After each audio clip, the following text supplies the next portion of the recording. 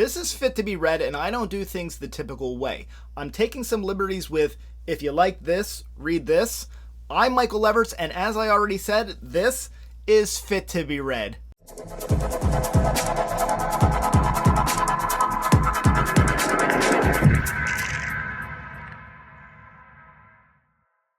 Really leaning into this channel being a resource for folks to find their next great read, I've been compiling this list for a while.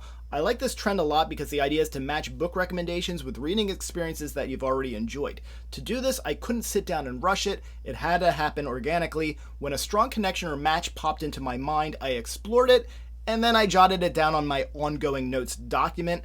Now that I have more than just a few matches, I'm compelled to present them to you. Of course, there's no intent here to say that books on this list are the same. There is an intent to say some books made me think of other books, and I'll now explain why. I didn't love Clara and the Sun by Kazuo Ishiguro, but if you did, I considered The Membranes by Chi Wei to be a novel that hits on similar themes and does so more successfully. In Clara, Ishiguro presents an AI character exploring and coming to understand the world around her. The AI Clara is a device that Ishiguro presents to look at themes of humanity and love. Doing this in science fiction literature is not unique, it's not novel, and there are a number of classics that we could discuss. Because I read it recently, because it made me think of Clara and the Sun, and because I love the idea of introducing some less well-known translated fiction, I'll suggest that if you liked Clara and the Sun, give Chi Wei's The Membranes a shot. Like Clara and the Sun, the reader goes in pretty blind to exactly what's going on in the world that's presented, and there is some degree of exploring it with the main character. The story openly discusses artificial intelligence and related technologies, and how AI and humanity has come to utilize and exploit these technologies. Interesting in Membranes is that the Earth, in retreat from global warming that has made the surface nearly uninhabitable, everyone, including main character Momo, live in domes at the bottom of the ocean. This is translated to English from the original Chinese. Chi Wei is a speculative fiction writer from Taiwan. Next up is Dune and Who Fears Death. In a lot of ways, this one is a reach, but to me, it also makes perfect sense. And I'm certain that this is the first time that you're going to hear these two novels connected. This is also a bit of me trying to expand horizons, pun sort of intended. Dune is one of the great classics of science fiction, wildly popular, and even more so with a new hit movie recently released. If you loved Dune, allow me to suggest Nnedi Okorafor's Who Fears Death. These are two very vastly different novels, but there are a significant number of parallels. In Who Fears Death, protagonist Onya Sonwoo is a child of rape.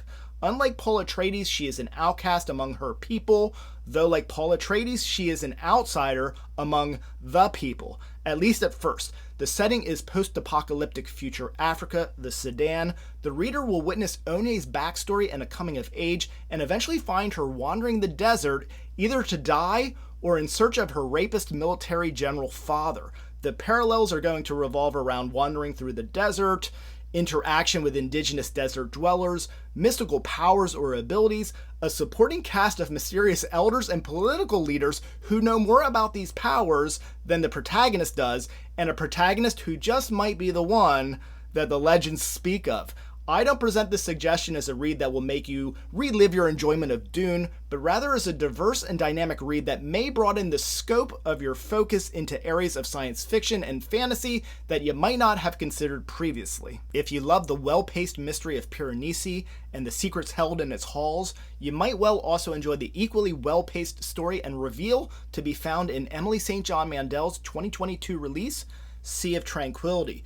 Piranesi had an otherworldly feel, creating a mystical aura of sorts that surrounded the story. Sea of Tranquility likewise plays with the setting, though more through the halls of time rather than the halls of granite. Full disclosure, the stories have very little in common, so I'm basing this recommendation on tone, pacing, and mood. Have you had the pleasure of reading Ursula Le Guin's masterpiece, The Left Hand of Darkness?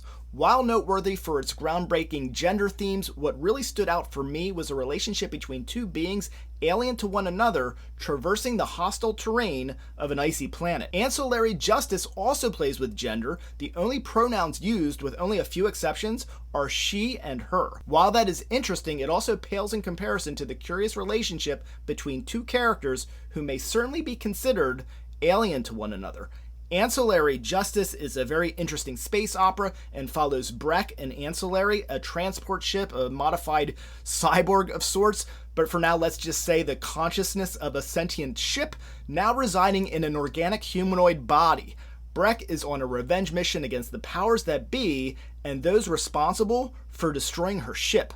While Left Hand of Darkness is the superior novel when it comes to the building an unlikely relationship and alliance and opposing the powers that be themes, Ancillary Justice has more fun with the gender considerations, and both books are, of course, fit to be read. Staying in this neighborhood, how about we get a little wild now? If you liked Ancillary Justice, or Leviathan Wakes and the Expanse, or Embers of War, or Adrian Tchaikovsky's Final Architect series, then you might like Ancillary Justice, or Leviathan Wakes and the Expanse, or Embers of War, or Adrian Tchaikovsky's Final Architect series. We'll go ahead and make this a speed round. Ancillary Justice to Embers of War by Gareth Powell is an easy one, as both have sentient spaceship issues to explore, especially with the sentient spaceship becoming more, at least conscientiously, than just a ship.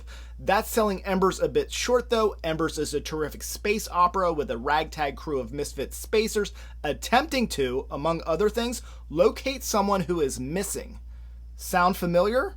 Leviathan Wakes by the writing team known as James S.A. Corey brings together a crew of marginalized or troubled spacers who find themselves on a mission to locate a missing child. There's a mysterious alien protomolecule, the presence of which significantly heightens the tensions of all the major political players who are seemingly always on the brink of war. Sound familiar? Adrian Tchaikovsky's brilliant Final Architect series, currently spanning 2 novels, Shards of Earth and its sequel Eyes of the Void, goes all in with the misfit crew scenario. This time it's made up of humans, superhumans, and very imaginative aliens. The mysterious alien nemesis this time are the moon-sized architect destroyers of worlds. They literally turn worlds physically inside out. Destroyed are any living beings that are unlucky enough to be on its surface, as it's turned into something resembling a world-sized sculpture of a flower.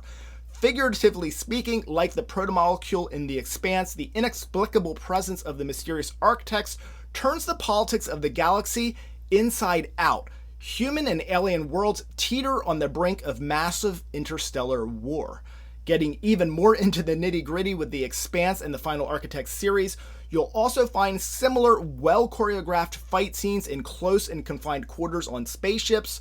There are gigantic arc ships that take on more than just hauling whole populations of people, and in each pilot novel, you'll find a captain's chair occupied by a reluctant and unexpected leader. I feel like I could end there, but with those last connections being so on the nose, I'm going to go off the nose one more time and hit you with This Is How You Lose the Time War.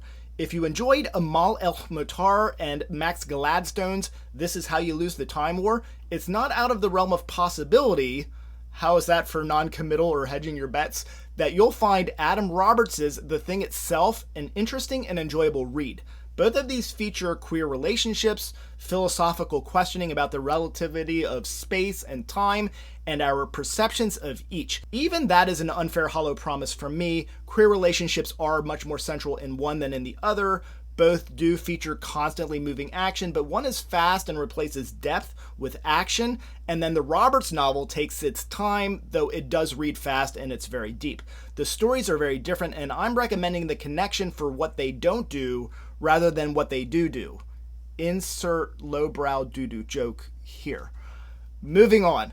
What these novels don't do is conform to traditional storytelling. I'm suggesting The Thing Itself because it is a unique reading experience and plays creatively with the reader's ability to keep up. So to be clear, I'm not recommending this match because I think you'll have a similar reading experience. I'm recommending it because of the type of reader that I'm counting on you being. One who sees the author as having fun with this unusual presentation, and you're okay letting them have their fun, and you're willing to go along for the ride. The Thing Itself begins with 2 scientists on a research project in Antarctica on a SETI-related mission, and then turns into a philosophical thrill ride, as much as there is such a thing, and leans heavily into ideas presented 300 years ago by Immanuel Kant, specifically his assertions that human intellect and awareness of what is real is limited and corrupted by our own senses, our perceptions, experiences, and humanness, if that's a word.